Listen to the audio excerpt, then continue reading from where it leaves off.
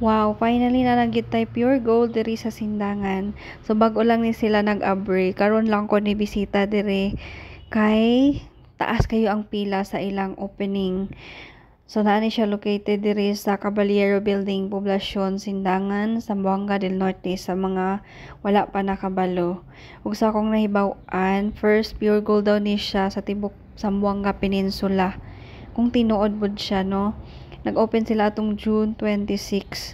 So wala na gyud mi nakipila kay basta opening, expected nga taas ang pila. So dili ta ganahan ana kay kapoy magtindog, init sa gawas.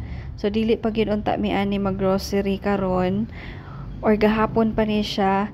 Kaso after namo magbayad og bills, ning hapit na lang sad mi sa Pure Gold kay gusto sad mi mo lantaw mag-attendance sad mi. So dili lang kamo moy mag-attendance no kami sad.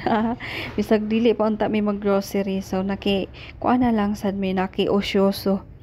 So far ganahan ko sa ilang setup. Nice kaayo ang pag-display ug very kuan kaayo spacious sa sulod ug most especially pinakaganahan ako guys kay naka aircon gyud siya bugnaw dili pareha sa ubang store diri sa Sindangan or grocery store bisag mga dagko na siya nga store wala gyud aircon nya init kaayo nya ug daghang tawo partidyong pagkainita.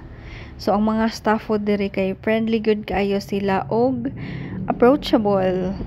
Unlike sa uban bitaw nga mga tindahan or mga grocery store, naka-experience gyud ko og kana bitong mga staff or kanang mga cashier nga dili jud sila kanang friendly. Mangutana ka pinabundak ang tubag nila. Pinabundak gyud tapos dili mga friendly basta mura to ha dili na siya pangdaot ha. Murag na jud ko'y bag-ong kuan kanang favorite nga grocery store diri sa Sindangan kay lami magpili-pili nga naka-aircon. Di ba lami kay kuan ka naka-aircon ka tas very hapsay kay imong pagkuan, pag lakaw-lakaw, pagpili-pili, di ba? So naa sa ni sila yung mga kuano, mga meat ug fish, vegetables, fruits ug mga frozen food. So makapili gyud ka, pwede na ka mag-grocery, magkuan, mamalengke diri kung kuan ganahan ka. So wala lang ko kabalo kung mas mahal or mas barato sa kuan sa merkado ang mga gulay ug mga kuan. So naa jud na sila kuan diferensya kay medyo mahal na siguro pag-abot diri pero wala lang sad ko kabalo. So i-check lang ninyo ang mga prices. Sana one day no magtukod sad sila og kanang kuan diri mall diri sa Sindangan. I'm sure ganahan kaayo ang mga tawo nga naay mall diri pohon. Kay ako nga pansin diri sa Sindangan dako na gyud og improvement. Dili lang kuan sa mga establishments ang kuan ni daghan pati mga tawo daghan na sad na improve na ang kinabuhi. Ug dili man sa dato lang ang maka-afford mag-mall pati kaming mga pobre.